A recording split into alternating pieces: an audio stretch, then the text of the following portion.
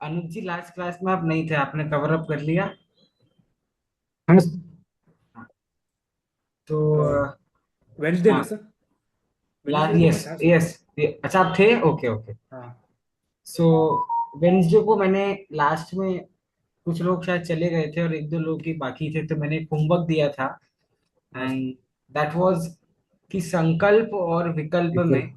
क्या अंतर है, या दोनों का क्या अर्थ है। आई हाँ। थिंक नौवे कलश में कुछ उसकी चर्चा आई है, if I am not wrong. या 10वें हाँ। है ना? 10वें कलश में हाँ सर। दसवें दसवें कलश में है, मतलब पद्यानुवाद में हमने संकल्प विकल्प शब्द को देखा। तो क्या अर्थ होता है उसका? कौन सर बता रहा है? संकल्प का मतलब है कि द्रव्य कर्म, भाव कर्म और नव कर्म आदि पुद्गल द्रव्यों में अपनी कल्पना करना, वह संकल्प है। ठीक है। और नियोग के भेद से ज्ञान में भेद ज्ञात होना, वह विकल्प है। किसके भेद से? नियोग के भेद से ज्ञान के भेद, ज्ञान में भेद होना, वह विकल्प है। मीना जी कुछ कहना चाह रही हैं? संकल्प रागादि परिणाम है, और विकल्प ज्ञान ना भेद है। अच्छा, ज्ञान के भेद को विकल्प कहते हैं और रागादि परिणाम को संकल्प, ऐसा? ठीक है, हार्दिक जी कुछ ऐड अप करना चाहेंगे? संकल्प विकल्प क्या हो सकते हैं? एग्जैक्ट तो सर को आइडिया नहीं था, इसलिए मैं लड़के नहीं आया, पर मेरे हिसाब से बताने की कोशिश करता हूँ। सर हाँ, विकल्प के लिए संकल्प होता है ना। ठीक है, अच्छा अच्छा अच्छा विचार है। देखिए, अगर हम सब चीजें छोड़ दें और सिर्फ शाब्दिक अर्थ देखें, तो संकल्प और विकल्प के अर्थ को इस प्रकार से देख सकते हैं कि संकल्प मतलब, जस्ट ए सेकेंड।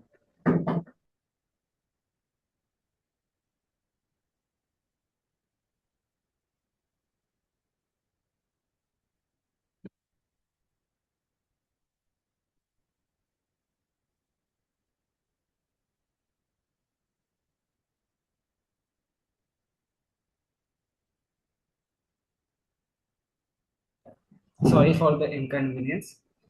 या, तो संकल्प और विकल्प को बिना बाकी कुछ अर्थ देखे, हम सिर्फ इतना भी देखें, तो शाब्दिक अर्थ हमको इतना पता चलता है कि संकल्प मतलब होता है कि मैंने कुछ सोचा, या मैंने कुछ डिसाइड किया कि मुझे अब से ऐसा करना है। ठीक है, तो दैट इज योर संकल्प। और विकल्प मतलब जब मेरे मन में कुछ डाउट्स चल रहे हैं, किसी चीज को लेकर के थॉट्स चल रहे हैं, उसे मैं विकल्प कह सकता हूँ। अब ये शाब्दिक अर्थ हम समझे। अब मीना जी, आप क्या कह रहे थे? आपका आखिरी पॉइंट क्या था?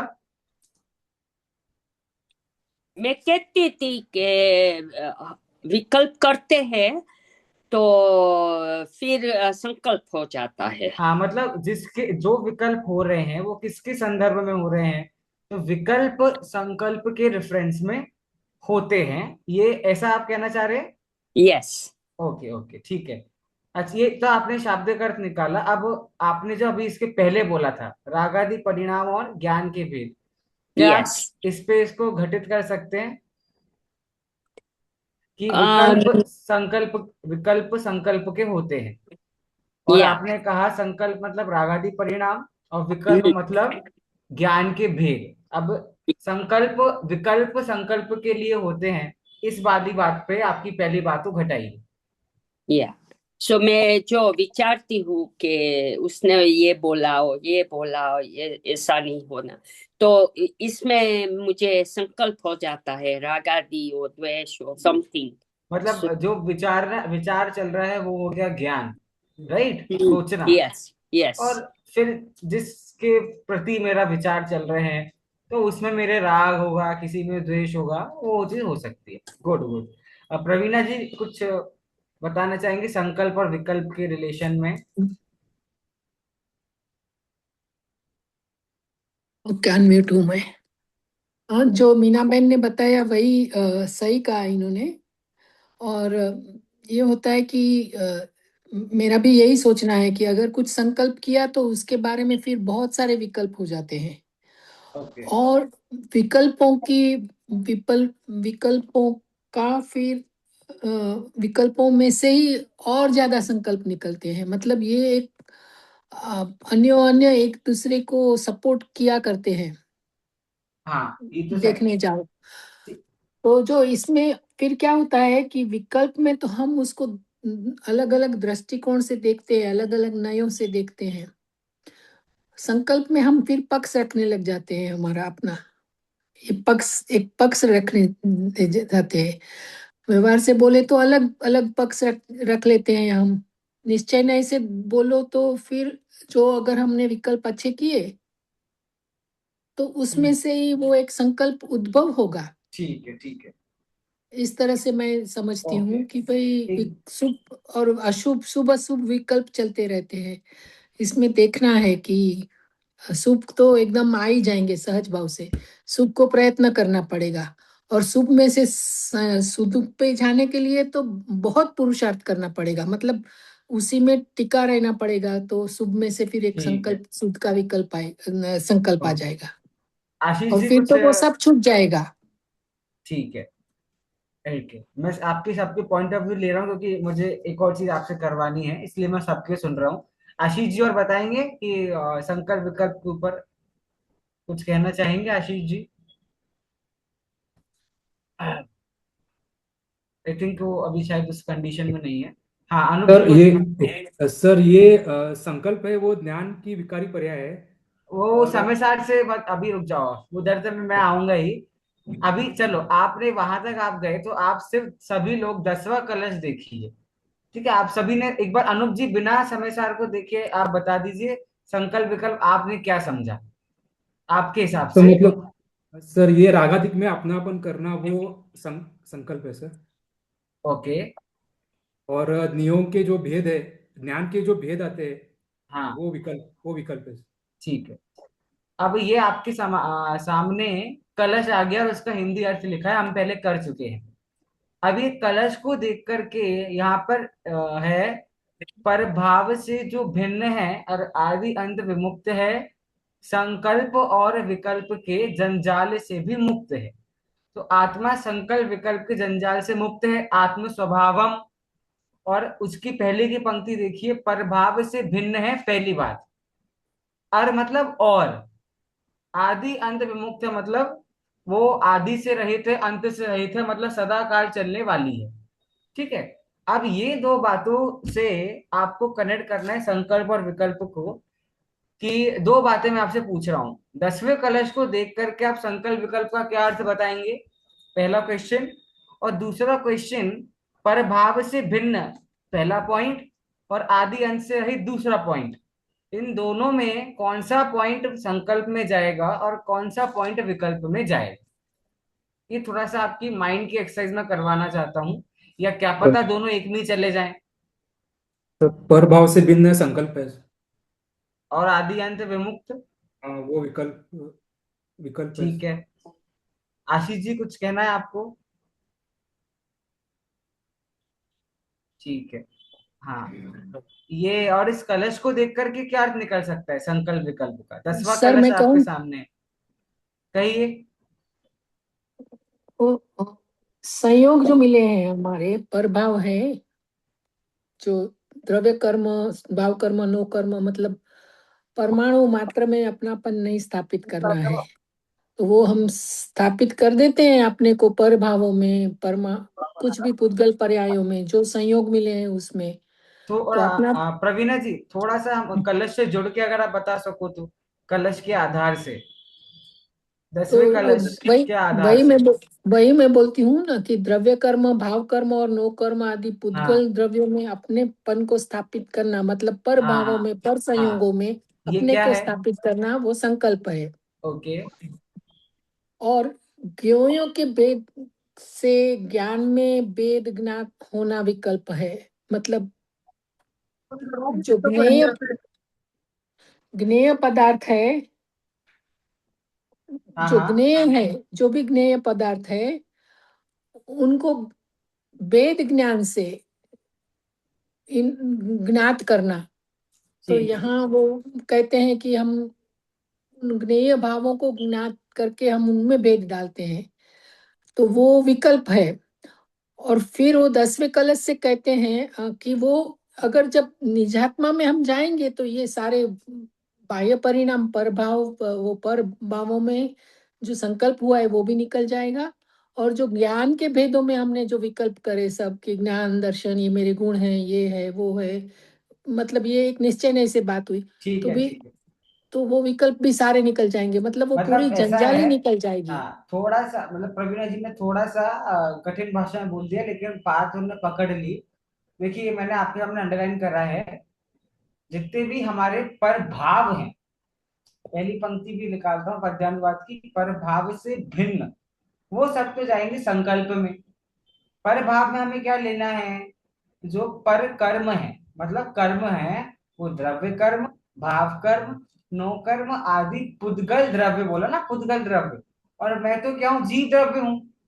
और यहाँ पर भाव है, तो जीव द्रव्य के लिए पर क्या होता है? तो जीव के लिए पर तो पुद्गल होता है। ठीक है, और पुद्गल में क्या क्या है? कर्म। कर्म पुद्गल है, तो द्रव्य कर्म, भाव कर्म, नौ कर्म आदि पुद्गल द्रव्य में जो मैंने अपनापन किया, देखो, द्रव्य कर्म, बस अपनापन वर्ड नहीं आ पाया था। जैसे मीना जी ने भी सही बताया था, लेकिन मुझे सुनना था अपनापन वर्ड, कि द्रव्य कर्म, भाव कर्म, नौ कर्म नहीं है संकल्प। क्योंकि अगर द्रव्य कर्म, भाव कर्म, नौ कर्म संकल्प है तो कोई दिक्कत नहीं है, होने दो। हमें पुद्गल की सत्ता से जीव को कोई हानि नहीं है। ठीक है, हानि किस बात में? ये शरीर का होने से मुझे कोई हानि नहीं है, इस शरीर में अपनत्व करने से मुझे हानि है। ये इसे समझ आ रहा है? उसी प्रकार से द्रव्य कर्म, भाव कर्म, नो कर्म होने में का नाम संकल्प नहीं है। ये द्रव्य कर्म, भाव कर्म, नो कर्म जो है, उनमें क्या स्थापित करना?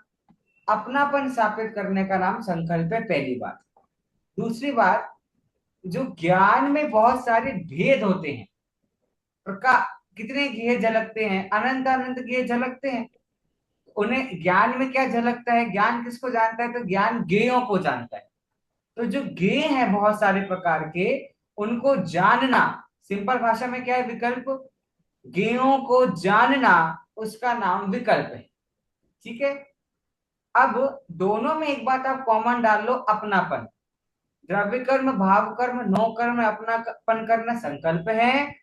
और गेय, जो गेय जानने में आ रहे हैं, ऐसे गेयों में अपनापन करना, वो क्या है? विकल्प है। और आत्मा का स्वभाव क्या है? उस संकल्प से भी रहित है और उस विकल्प से भी रहित है। तो ये संकल्प विकल्प जो कीवर्ड्स हैं आत्मा के स्वभाव के अंतर्गत, और ये इन पर हमारी चर्चा रह गई थी, इसलिए मुझे डिस्कस आपसे करना था। ठीक है, और एक लाइन में बोलना हो तो क्या बोलेंगे बताओ? एक लाइन में बोलना है आपको। सर मैं तो पूरा दिन बोलती हूँ, पर भाव और परमाणु मात्र मेरा नहीं है, हाँ, इसमें थोड़ा सा अपनापन संकल्प विकल्प की भाषा में अगर बोलना हो, जो मैंने अभी आपको दो पर परिभाषाएं से बताई। भिन्न और स्व से अभिन्न। ठीक है, बहुत अच्छा है, बहुत अच्छा है। और छोटा करो इसको, और छोटा करो। हार्दिक जी ने पास आ गए, पर से भिन्न और सौ से अभिन्न। और छोटा करो इसको। तो हम जिन्हें ये बता, ठीक है, फिर भी इन दोनों में से एक पॉइंट को हटा दो। सिर्फ बोल दो एक बात, पर से भिन्न, सॉरी, पर से भिन्न, बस खत्म। या तो इतना बोलने में भी काम चल जाएगा, या फिर स्व से अभिन्न, दोनों एक ही तो बात है ना। अगर पर से अभिन्न, पर से भिन्न मतलब स्व में ही लीन है, और स्व से अभिन्न मतलब पर में अपनापन नहीं कर रहा है, तो दोनों बातें एक ही। ठीक है, बस आत्मा के स्वभाव में दो बातें आती हैं 10वें कलश के अंतर्गत, ये मुझे बताना था। आज हम करेंगे 13वां कलश।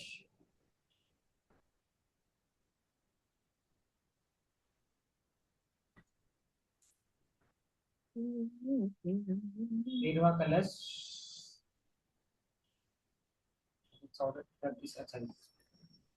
14 आ गया,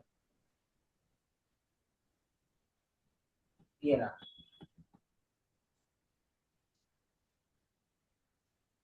वसंत तिलक का छंद है। हार्दिक जी गाएंगे क्या? सर बिल्कुल। चलिए, बिल्कुल गाइए। आत्मानुभूतिरिति शुद्ध नयात्मिकाया ज्ञानानुभूतिरियमेव किलेति बुद्ध्वा आत्मानमात्मनि निवेश्य मुसुनिष्प्रकम्प्यम् एकोऽस्ति नित्यमवबोधगणः समन्तात्। बहुत सुंदर, प्रज्ञानावर्ती पढ़ दीजिए आप। शुद्ध नयात्म आत्म की अनुभूति कही जो, वही है ज्ञानानुभूति तुम यही जान कर। आत्म में आत्म को निश्चल स्थापित करके सर्व ओर से एक ज्ञान गण आत्म निरखो। एक प्रश्न है अभी, ये जो हमने 13वां कलश पढ़ा, इसमें एक शब्द, एक चलो पंक्ति ऐसी है, जो पंक्ति आत्मा के बारे में तो है ही चारों पंक्तियां, लेकिन वही सेम चीज आत्मा के बारे में हम पहले भी पढ़ चुके हैं। एक चीज कॉमन आई है चारों लाइन में से, कौन सी लाइन है वो? वही एग्जैक्ट बात हमें पहले भी आचार्य देव ने कही थी चारों में से। तो पहले शुद्ध नए वाली, कौन सी? शुद्ध नए। ना ना ना ना ना आत्मा ना की ना, अनुभूति। नहीं नहीं, ये तो कॉमन बात हो गई, ये तो बात हो ही रही है, कलश में ही बात आई थी वो।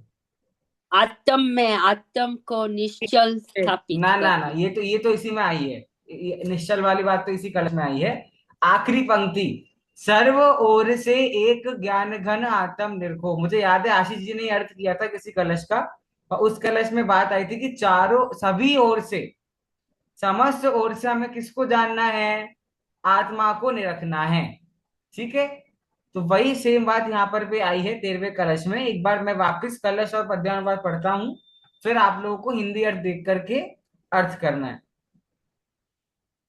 आत्मानुभूतिरिति शोधनयात्मिकाया ज्ञानानुभूतिरियमेव किलेति बोध्वा आत्मानमात्मनि निवेश्य सुनिष्प्रकम्पम्।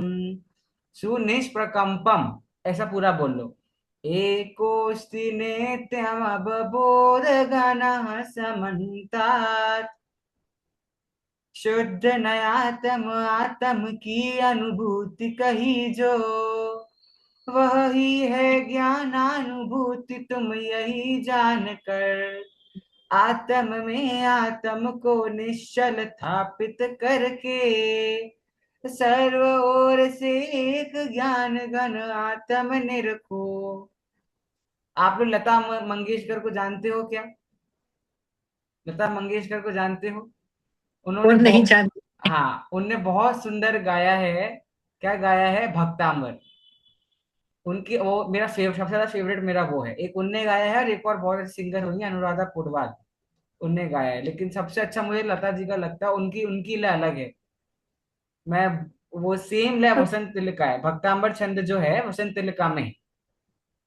वो ऐसे गाती, भक्तांबर प्रणत मौलि मणि प्रभाणा। अब इसमें ये गाओ, आत्मानुभूतिरिति शोध नयात्मिकाया ज्ञानानुभूतिरियमेव किलेति बोध्वा आत्मानमात्मनि निवेश्य सुनिष्प्रकम्पम् एकोऽस्ति नित्यमवबोधघनः समन्तात्। उनका सुनना एक बार यूट्यूब पे, बहुत सुंदर है। सुना है सर, उनमें उन्होंने राग डाल दिया है, छंद में हाँ राग हाँ, रखा। तो वो बहुत सुंदर लगता है। जब हमको 12th में, स्मारक में 12th क्लास के कोर्स में है भक्तांबर। बड़े दादा को जानते हो आप सभी लोग? बड़े दादा को, छोटे दादा नहीं। उन्होंने लिखा है पुस्तक भक्तांबर प्रवचन। ठीक है, मतलब भक्तांबर का अर्थ क्या पूरा, वो हमारे कोर्स में थी। तो पूरा उनका सुन सुन के 2 दिन में पूरा भक्तांबर याद किया था, सिर्फ लता जी की रिकॉर्डिंग सुन सुन के। ठीक है, चलिए, इसी बहाने एक बार और छंद पढ़ दिया मैंने।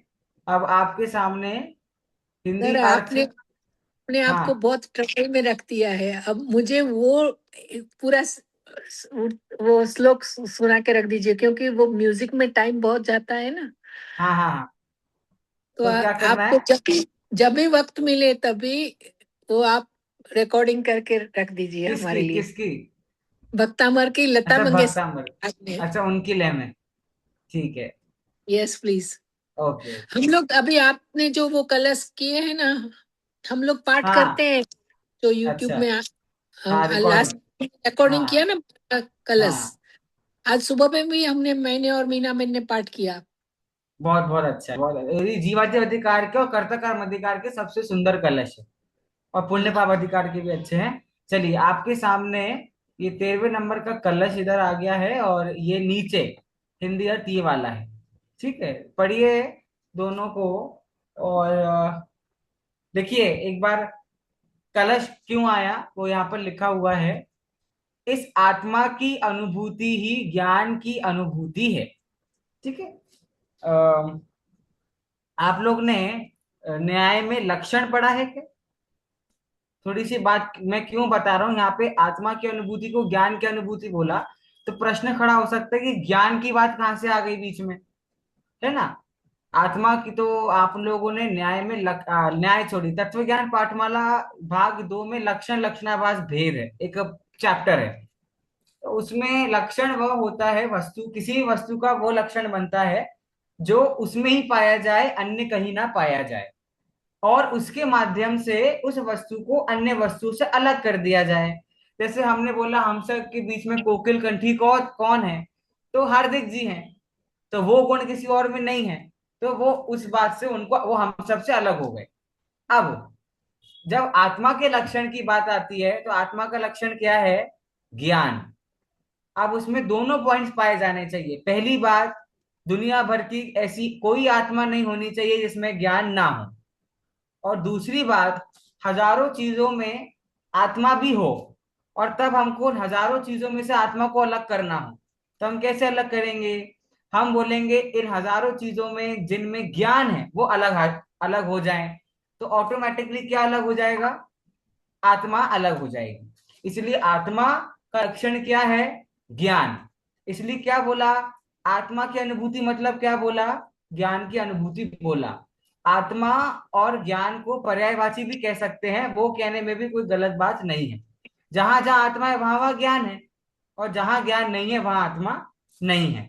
तो ऐसी आत्मा की अनुभूति, ज्ञान की अनुभूति, ये तो पक्की बात है। लेकिन 13वां कलश क्यों लिखा? अतः एक इस आत्मा में ही निश्चल हो जाना चाहिए। अभी आप अर्थ करेंगे तो आपको निश्चल का विशेष अर्थ करना है। निश्चल का अर्थ क्या होता है? तो 13वां कलश इसलिए आया है जीवों को प्रेरणा देने के लिए कि भैया आत्मा में आपको निश्चल हो जाना है। यह बात बताने के लिए 13वां कलश आया है। कौन अर्थ करेगा? हिंदी से संस्कृत करना है, सॉरी संस्कृत से हिंदी करना है। ट्राई करना है, हिंदी पद्यानुवाद दिया हुआ है नीचे।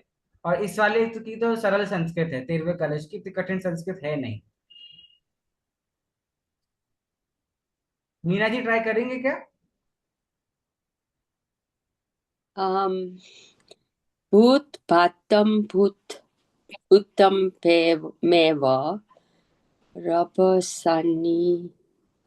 नो, मेरे से बहुत डिफिकल्ट लगता है। Okay, no issue no issue. Anybody मैं एल्स? हाँ प्लीज करिए करिए।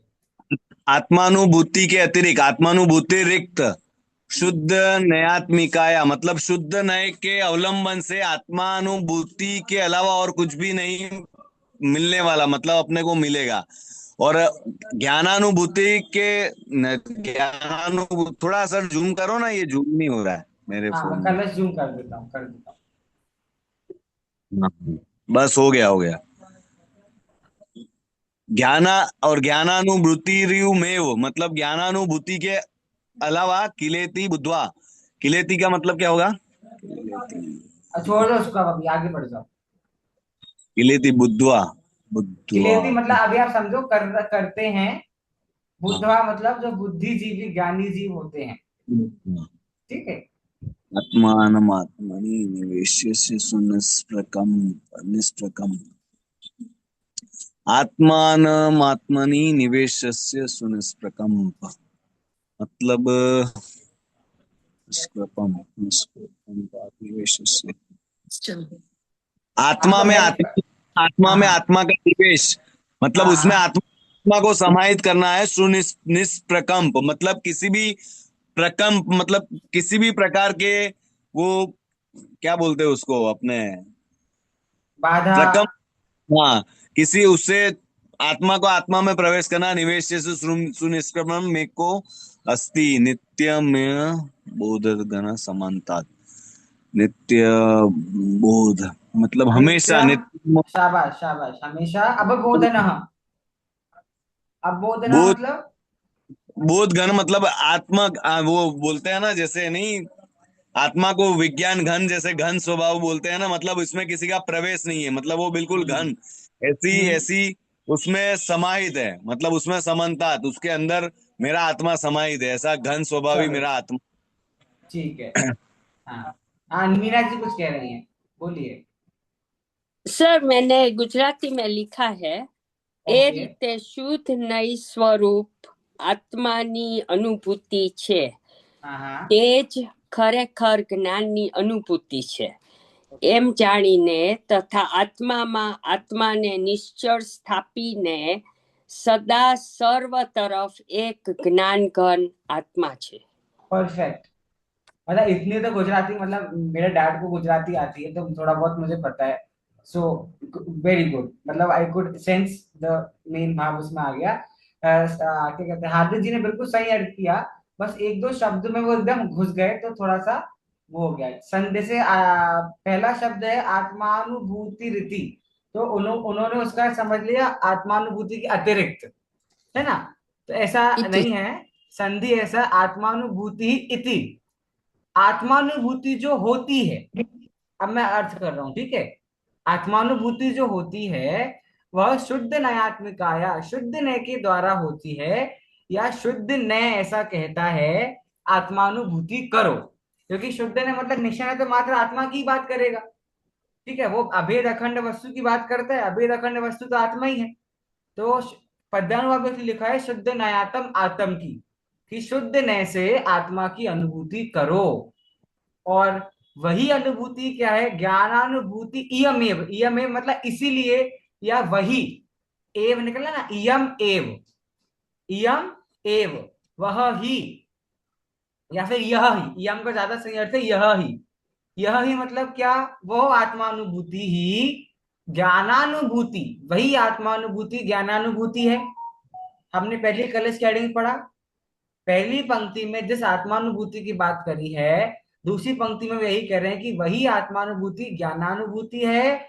और किलेति बुधवा, ऐसा जानकर बुधवा ज्ञानी जीव, किलेति मतलब करते हैं, आत्मानुभूति ही ज्ञानानुभूति है, ऐसा जब ज्ञानी जीव को पता चलता है तो वह यही क्रिया करते हैं। क्योंकि हम जीव के पास एक ही काम है, क्या काम है, जानना, ठीक है। उसके अलावा और कोई काम तो है नहीं। तो जब ज्ञानी जीव को पता चलता है कि भाई मुझे जानना तो है, लेकिन मेरी जो जानने की क्रिया है, मतलब ज्ञान अनुभूति, वही क्या है, वही आत्मानुभूति है। तो ज्ञानी जीव को जैसे ही पता चलता है कि भाई मेरी जानने की क्रिया ही आत्मानुभूति है, तो उसी क्षण से तुरंत वह जीव आत्मानुभूति करने लगता है। कौन सा जीव, ज्ञानी जीव। और समय सार में ज्ञानी मतलब किसकी बात की गई है, ज्ञानी मतलब कौन सा जीव, सम्यक दृष्टि सम्यक जीव। दृष्टि जीव की बात की गई है, ठीक है। दो पंक्तियां हो गई। अब तीसरी पंक्ति का अर्थ करने के पहले मैं आपको ट्रिक बताना, ट्रिक मतलब थोड़ा सा संस्कृत का अर्थ कर समय थोड़ा सा हम हमारा नॉर्मल कॉमन सेंस यूज कर सकते हैं, थोड़ा सा। शब्दों का अर्थ नहीं आए तो भी, जैसे आत्मान मात्मनि निवेश, निवेश शब्द आपको किस अर्थ में लग रहा है, क्या लग रहा है, निवेश मतलब क्या हो सकता है, प्रवेश, आत्मा का आत्मा में प्रवेश ना। देखना। निवेश हम्म। मतलब प्रवेश, मतलब देखना ऐसा। तो आत्मा में प्रवेश करने की बात की गई है। और सुनिष्प्रकंपम, अब आप सोचो, जब आत्मा में प्रवेश हम करेंगे तो हम कैसे प्रवेश करेंगे, डर डर के करेंगे क्या, किसी डाउट में रहेंगे क्या, या हम नहीं कर पाएंगे क्या, या बिंदास प्रवेश करेंगे, बिंदास प्रवेश करेंगे। तो सुनिष्प्रकम का अर्थ देसी भाषा में होता है बिंदास, कि उस आत्मानमात्मनि निवेशे, उस आत्मा में आपका प्रवेश करो हे जीवो। अमृत आचार्य कह रहे हैं हे ज्ञानी जीव, अब जब आपको पता चल गया है कि ज्ञानानुभूति आत्मानुभूति है, तो अब तुम प्रवेश करो उस आत्मानुभूति में। और शिष्य को बोला तुम डरो मत, निष्प्रकंपम, निष्प्रकंपम मतलब बिंदास, उस आत्मा में अपने आप को स्थापित करके बिंदास उस आत्मा में क्या करो, प्रवेश करो, क्योंकि एक ओस्ती, वह आत्मा एक ही है। तो तुम्हें डरने की कोई बात नहीं है कि भाई मैंने आत्मा को जाना, मैं स्वच्छंदी हो गया तो स्वच्छंदी होने का डर लगता है ना। मैंने क्रियाकांड करना छोड़ दिया तो, पुरुषार्थ करना छोड़ दिया तो, आत्मा को महान मान लिया तो कोई नुकसान नहीं होगा। एक ही आत्मा है, वही तुम्हारी आत्मा हमेशा कल्याण ही करेगी। तो उस आत्मा में बिंदास प्रवेश करो, क्योंकि वह आत्मा एक है। और कब तक उसमें स्थापित रहना है, क्या टाइम पीरियड है? वीकेंड्स पे जाना है कि आत्मा में बस छुट्टियां उसमें ही मनाने रहना है। आत्मा में जाएंगे छुट्टी मनाने, फिर वापस मंडे को ऑफिस दुकान, ऐसा करना है क्या? नहीं। नित्यम अवबोध घनः, हमेशा अवबोधन, अवबोधन मतलब उसी में स्थापित रहना है, उसी को जानते रहना है। और समन्तात मतलब क्या होता है संस्कृत में, क्या सब होता है और समन्तात सब। मतलब सभी ओर से। ठीक है, एक होता है अभितः, एक होता है परितः, एक होता है सर्वतः। अभितः मतलब दोनों ओर दोनों से। ओर से, परितः मतलब चारों ओर से, चारों ओर से। और सर्वतः मतलब सभी ओर से। तो सभी ओर। समन्तात क्या है, सभी ओर से अर्थ में आया है कि सभी ओर से उस एक आत्मा का ही आपको हमेशा अवबोधन करना है। बताओ कितना सिंपल श्लोक था मीना जी, अब सिंपल लगा? अब तो कठिन नहीं लगा, है ना? अर्थ आ गया 13वें कलश का सबको? कोई दिक्कत तो नहीं है? आगे बढ़े, चलिए आगे बढ़ते। 14वां कलश। सर एक हाँ मिनट, बोलिए। वो ये अवबोध है मतलब अपने विशेष, और हाँ बोलिए विशेष बोलिए। हाँ विशेष, बोधन मतलब तो जानना होता है, अब बोधन मतलब और अच्छे से जानना, मतलब उसके संबंध में कोई डाउट ना रह जाए जानने के बाद, वो अब बोधन है। पृथ्वी छंद है, किसको आता है गाना? मैंने जब आपको छंद पढ़ाया था तो मैंने अलग से ही छंद लिया था लास्ट टाइम जब पढ़ाया था। आ रहा है किसी को? पृथ्वी छंद बहुत रेयर हैं, बहुत कम आएंगे। मैं बताता हूँ आपको कैसे गाना है। आइए संध्या जी पधारिए। जय जी ने। जय जनेन। चलिए मैं पढ़ता हूँ 14वां कलश, पृथ्वी छंद। अखंडित मनाकुलम ज्वलदनंत मंतर बहिर, अहम परमस्तु नः सहज मुद्विलासम सदा। समझ आई ले कि नहीं? चिदुच्छलन निर्भरम सकल काल मालंबते, यदेकर समुल्ल सल्लवण खिल्ल लीलायतम। बताता हूँ कैसे गाना है, ठीक है? ये दो दो के जोड़े में पृथ्वी छंद गाया जाता है, ठीक है? दो दो के जोड़े में पहला जोड़े की पहली पंक्ति के जहां मैं कॉमा लगा रहा हूं वहां रुक जाओ, और सेकंड में जहां कॉमा लगाया वहां रुक जाओ, और सेकंड लाइन में आपको बीच में कहीं भी नहीं रुकना है, सीधा गाते जाना है। देखो, अखंडित मना कुलम, रुक गया मैं यहाँ। ज्वलदनंत मंतर बहिर, अब कहीं नहीं रुकना। महापरम मस्तु नः सहज मुद्विलासम सदा। अब थर्ड लाइन, चिदुच्छलन निर्भरम सकल काल मालंबते। निर्भरम क्या रुका था मैं? अब फोर्थ लाइन, यदे कर समुल सलवल खिल लीलायतम। कौन गा के बता रहा है?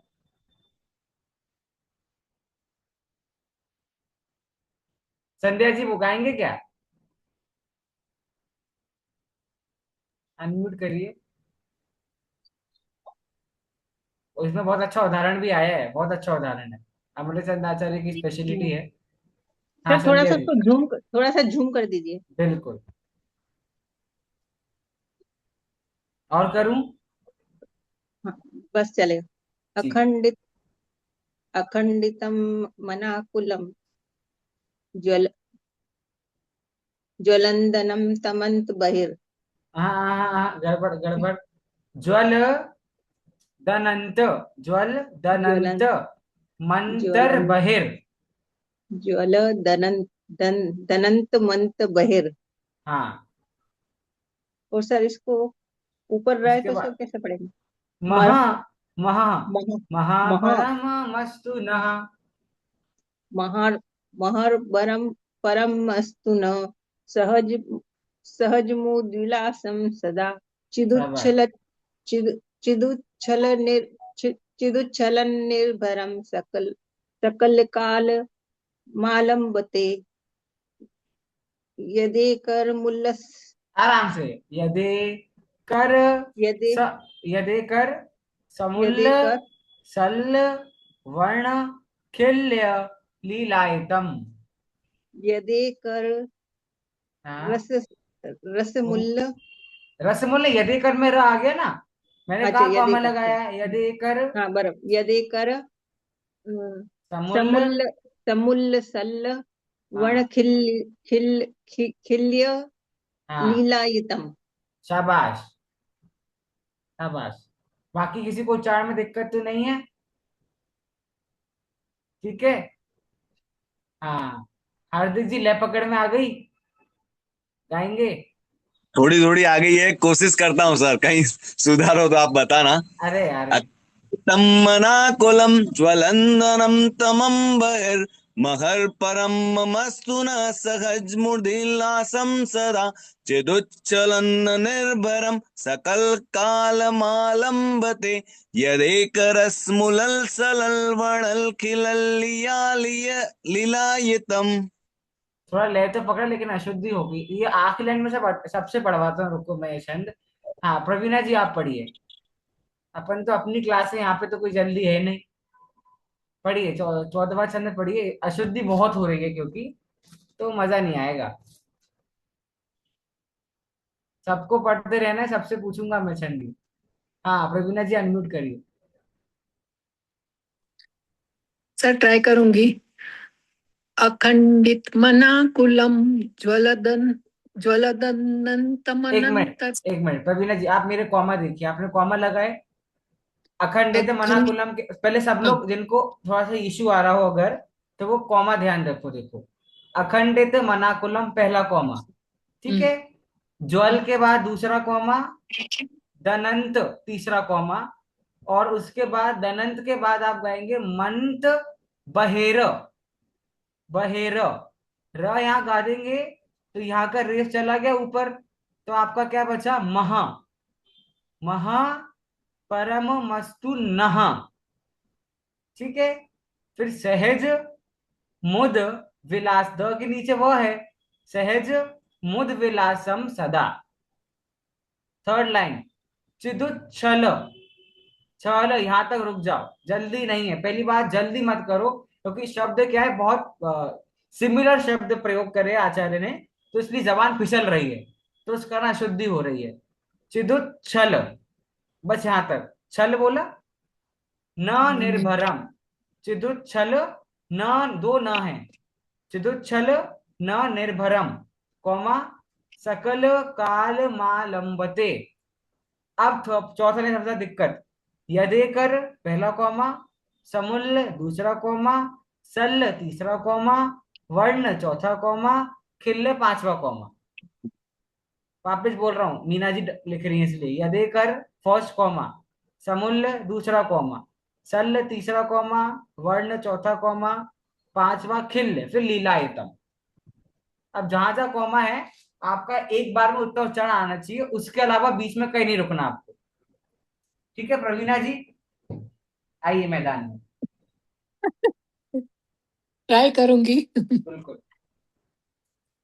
अखंडित मनाकुलम ज्वल दनंतमनंतर मनन एक, एक मिनट ज्वलदनंत बहिर हाँ, महः परममस्तु नः सहजमुद्विलासं सदा ठीक है।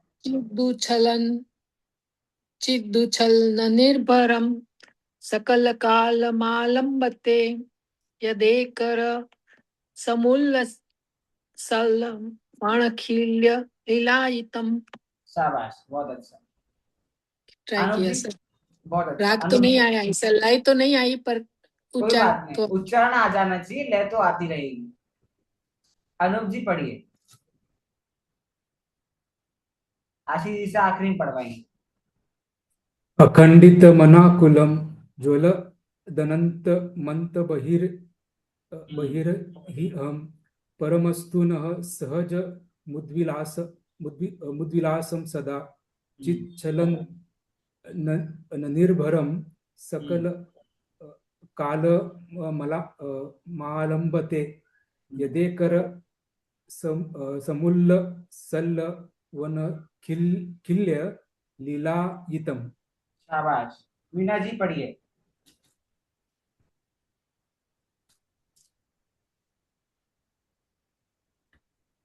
ट्राई कीजिए, चुके। सर मुझे नहीं आता। थोड़ा सा आप ऐसे ही बोलो ना, इट्स ओके, इट्स फाइन। अखंडित मनाकुलम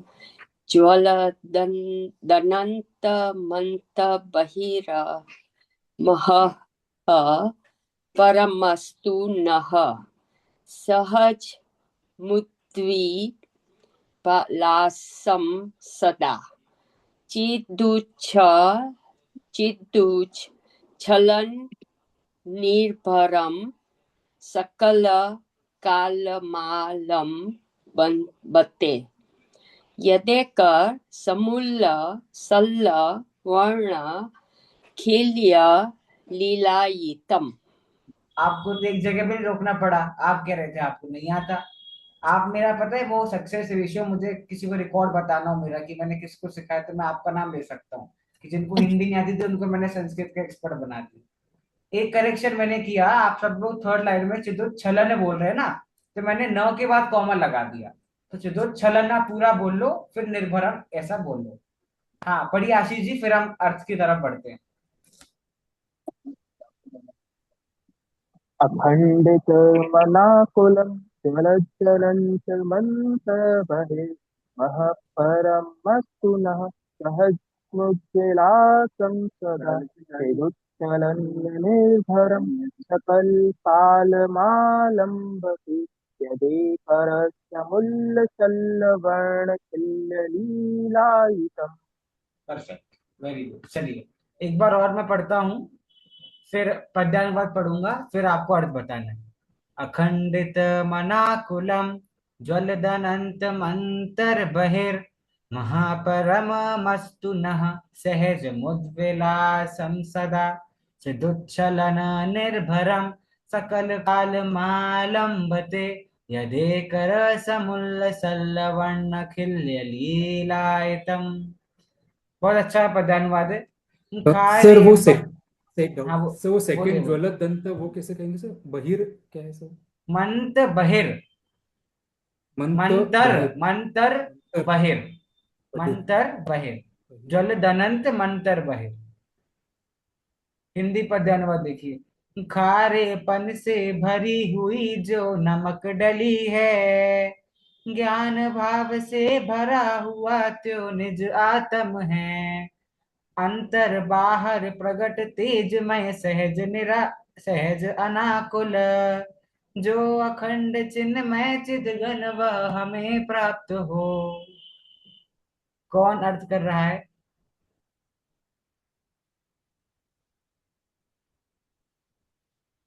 हम्म, मैं कोशिश करूं। बिल्कुल करिए। अखंडित मनाकुलम मतलब जो अखंड, मनाकुल ने अनाकुल, अखंड, हाँ शाबाश, अखंडित अखंडित अनाकुल। अनाकुल ज्वल ज्वल ज्वल दनंत ज्वल ज्वल दनंत हाँ मंतर मंतर बहिर्मह। तो ज्वलंत यानी शाबाश, तेज है, तेज है तेज है, ठीक है। और अनंत है। और हाँ बहिर्मह मतलब अब यहाँ पे अं, दोनों अर्थ है संध्या जी। हाँ, अंतर बहिर मतलब अंतर अंदर मतलब और बाहर। अंतर हाँ बाहर हाँ हाँ। अंतर बाहर मतलब ऐसी तेजमय ज्योति। अब हाँ मतलब ये एक प्रकार से किसकी बात कर रहे हैं? आत्मा की। अप- कि आत्मा अखंडित की है, अनाकुल है, अनाकुल सदा है। प्रकाशित है, अनंत हाँ, अनंत है, अंदर बाहर से कैसी है? अब तेजमय हाँ तेज में है, ठीक है। अ, प्रकाशमय। ठीक है। महा मतलब मैं मतलब आत्मा लेना आपको यहाँ से महा। आगे। परमस्तु नः हाँ परमस्तु नः અને मतलब ऐसी परम आत्म वस्तु ऐसा अच्छा हाँ ठीक है ठीक है। परमम सहज। अस्तु। परमम हाँ, है और परम नहीं है। मतलब हाँ ठीक है। आगे आगे।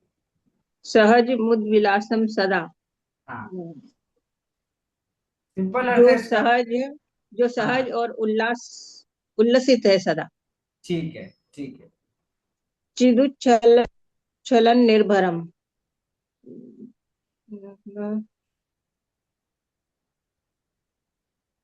मतलब जो ठीक। कभी मतलब जो चिदु मतलब चैतन्य। हाँ हाँ सही जा रहे हो। छ, छलन मतलब जिसका कभी छलकती नहीं ऐसा मतलब कभी कम कम नहीं होता जैसा। ठीक है ठीक है। वो निर्भरम मतलब वो भरी हुई, निर्भरम मतलब जो भरा हुआ है। भरी हुई है। हाँ हाँ, भरा हुआ है। सकल कालम काल मालम्बते हाँ। मतलब सकल मतलब जो सदा सदा सदा काल सदा काल। आलम्बते हाँ, रहता सदा है काल। वो वैसा ही है। हम्म, ठीक है। आलम्बते मतलब आलम्बन उसका सदाकाल वैसे ही रहता है, मतलब चैतन्य पनी से मतलब भरा हुआ वह आत्मा है और वह सदा चैतन्य पनी से ही भरा रहता है। ठीक है हमेशा। कैसे है उसके हमें लिए उदाहरण दिया है अगली पंक्ति में। यदे यदेकर समुल्ल सल्लवण खिल्ली हाँ लीलायतम। हाँ। तो मतलब जो समुल्ल सल्ल मतलब समुल्ल- तो ये बताएगा चौथी पंक्ति में कौन सा शब्द है नमक के लिए? ये खारेपन से लवण। भरी हुई जो नमक हाँ डली हाँ है। तो ये लवण। चौथे कौन सा शब्द है लवण। संस्कृत लवण। में? लवण। ठीक है। लवण तो लवण मतलब क्या तो होता है? नमक। नमक। और सल्ल उसके मतलब समुद्र में जो खारेपन से भरा हुआ जो पानी है। ठीक है। नहीं नहीं वो पानी की बात नहीं है। ये जो अच्छा, नमक होता है नमक की डली। सल्ल मतलब हाँ, नमक की जो डली। सल्ल का ल तो लवण में गया। समुल्ल। हाँ, समुल्ल समुल्ल मतलब डली। किसकी डली? डली। यह देकर जैसे एक नमक की डली जो होती है खिल्य। खिल्य मतलब खिल अखिल्य, खिल्य मतलब खारेपन से लीलायतम मतलब भरी हुई है, लीलायत है। अच्छा। ठीक है। अब मैं आपको पूरा कलश का अर्थ समझाता हूँ। ठीक है। पहले तो इन्होंने क्या किया, आत्मा के गुणगान गाए। ठीक है। कि वह आत्मा अखंडित है, अनाकुल है, ज्वलित है। कहाँ से ज्वलित है? अंतर और बाहर। अंतरंग से और बाहर से वह आत्मा सदा प्रकाशित है।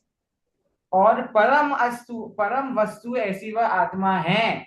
और यहाँ पर नह मतलब नहीं नहीं लेना है, नह मतलब होता है मैं, या फिर उसकी उस ओर, तो मेरी ओर मतलब मेरी जो परम वस्तु है ऐसी वह आत्मा है जिसके गुणगान हमने पहले पंक्ति में गाए। और वह सहज उज्ज्वल आसम सदा हमेशा उल्लसित रहती है, हमेशा प्रसन्न रहती है। आत्मा कभी दुखी नहीं होती। कैसे?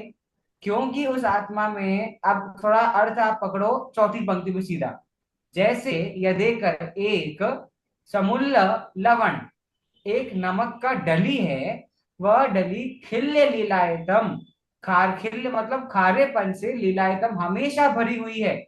क्या कभी आपने मीठा नमक देखा है? कभी नमक मीठा होता है क्या? नहीं होता। तो जिस प्रकार नमक हमेशा खारेपन से भरा रहता है, उसी प्रकार चौथी पंक्ति चिदुच्छलन निर्भरम, चैतन्य पने से भरा हुआ, सकल काल आलम्बते सदा काल वह आत्मा आलंबित रहता है, मतलब चैतन्य पने से भरा हुआ है वह आत्मा सदा काल रहता है। जैसे नमक हमेशा खारे पने से भरा हुआ रहता है, वैसे ही वह आत्मा हमेशा चैतन्य पने से भरी रहती है। अब कितना अच्छा उदाहरण समझा दिया। अब हम लोग जब समझाते हैं ना जीव अजीब, तो जीव का स्वभाव क्या है? जानना देखना। तो बच्चे पूछते कभी तो थक जाता होगा ना जीव, जानते जागते कभी तो थक जाता होगा।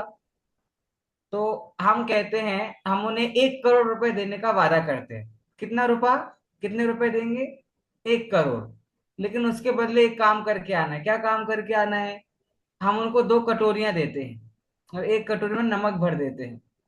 और उनको ये काम करके आना है कि अगले दिन उनको दूसरी कटोरी में नमक का पूरा खारापन भर देना है। ठीक है। और जिस नमक में खारापन ना हो, ऐसी मीठी नमक लेके आना है। तो 1 कटोरी में सारा खट्टापना बाहर निकाल लो, और बाकी जो मीठी मीठी नमक बच जाए वो ले आना। आज तक हमारे 1 करोड़ कहीं नहीं गए। क्यों नहीं गए? क्योंकि नमक का स्वभाव क्या है? खारापन है। अब वैसे ही, क्या किसी कंडीशन में आत्मा और चैतन्य स्वभाव को अलग अलग कर सकते हैं क्या? कर सकते हैं क्या? नहीं, क्योंकि वो उसका स्वभाव है। इसी प्रकार से अमरचंद आचार्य ने यहाँ पर आत्मा हमेशा चैतन्य में रहता है, यह बात उन्होंने नमक के उदाहरण से हमको यहाँ पर 14वें कलश में समझाई है। अब किसको समझ नहीं आएगा बताओ? नमक को उदाहरण से किसको एक एक व्यक्ति को आत्मा का स्वभाव समझ में आ जाएगा। और फिर उन्होंने अखंडित बोल दिया, अनाकुल बोल दिया, ये सारी बात तो बोली दी है।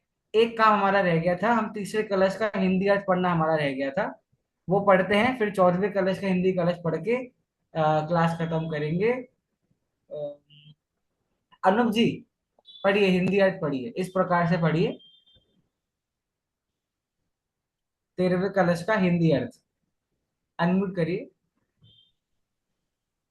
इस प्रकार जो शुद्ध ने स्वरूप आत्मा की अनुभूति है, वही वास्तव में ज्ञान की अनुभूति है। यह जानकर तथा आत्मा को निश्चल स्थापित करके ज्ञान के घनपिंड और नित्य इस आत्मा को सदा ही देखना जानना चाहिए। हाँ, अब एक बार 14वें कलश का अर्थ भी पढ़ दीजिए आप।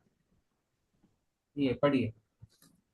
जिस प्रकार नमक की डली खारेपन खारेपन से लबालब भरी हुई है, उसी प्रकार आत्मा ज्ञान रस से लबालब भरा हुआ है। वह नियोग के आकार रूप में खंडित नहीं होता, इसलिए अखंडित है, अनाकुल है, अविनाशी रूप से अंतर में दैदीप्यमान है, सहज रूप से सदा विलसित हो रहा है और चैतन्य के परिणमन से परिपूर्ण है। ऐसा उत्कृष्ट तेजोमय आत्मा हमें प्राप्त हो। अच्छा, यहाँ पे ऐसा भी लिखा है हमें प्राप्त हो? कोई और है क्या आत्मा जो हमें प्राप्त करना होगा? ऐसा क्यों लिखा है हम प्राप्त हो? हमें प्राप्त हो का मतलब है भैया वो तुम स्वयं हो, यह तुम जान लो। और जानने के बाद जब तुम ऐसा मान लोगे, तब तुम्हें वो आत्मा प्राप्त होगा। इसलिए यहाँ पर क्या लिखा है, ऐसी भावना। तुम अपने आप को आत्मा मान के बैठ जाओगे, स्वच्छंदी हो जाओगे, भैया हूँ आत्मा छू, अब बस अब हाथ में हाथ धर लिया हमने ऐसे, अब तो मुझसे अच्छा कोई नहीं है, तो स्वच्छंदी नहीं होना, अभी प्राप्त करना बाकी है। इसलिए क्या लिखा, हमें प्राप्त हो। अब एक प्रश्न, 13वें कलश में निश्चल शब्द आया है, क्या अर्थ होता है निश्चल का? स्थिर स्थिर बताइए अनुप जी। स्थिर स्थिर होना। निश्चल मतलब अकंप। कभी हेलो। चलायमान नहीं होना।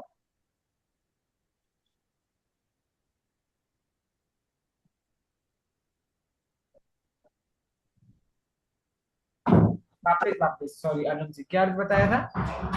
निश्चल मतलब स्थिर होना सर, उसी में स्थित होना। शाब्दिक अर्थ क्या है? क्या सर? सर शाब्दिक अर्थ, शाब्दिक अर्थ। हाँ संध्या चलायमान जी। नहीं होना। हाँ, क्या नहीं होना आशीष जी? चलायमान। हाँ, आगे आगे चलायमान। आगे, यही सुनना था मुझे। संध्या जी कुछ और कह रहे थे क्या?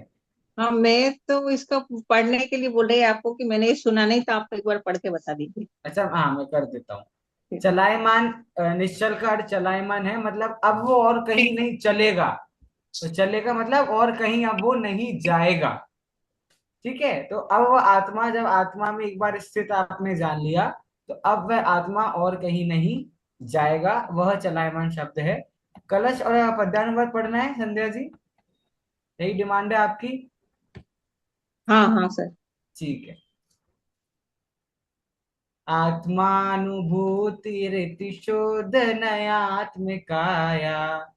ज्ञानानुभूतिरियमेव किलेति बुद्ध्वा आत्मानमात्मनि निवेश सुनिष्प्रकम्पम् एकोऽस्ति नित्यममबोधगणः समन्ता शुद्ध नयातम आत्म की अनुभूति कही जो वह ही है ज्ञानानुभूति तुम यही जानकर आत्म में आत्म को निश्चल स्थापित करके सर्व ओर से एक ज्ञान घन आत्म निरखो।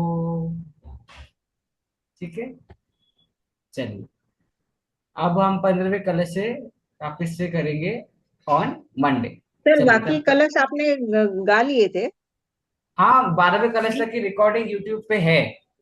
अच्छा हाँ ठीक है, संध्या जी ठीक भेजी है सर ने, ग्रुप ठीक पे है, है। ठीक है, मैं देख लेती हूँ, हाँ देख ठीक है, लेती हूँ। ओके, थैंक यू वापस सर। में चलिए reply में कर देती हूँ। संध्या ठीक जी है, मैं भेज सॉरी मैं लेट अगेन। हो गई आज उसके लिए।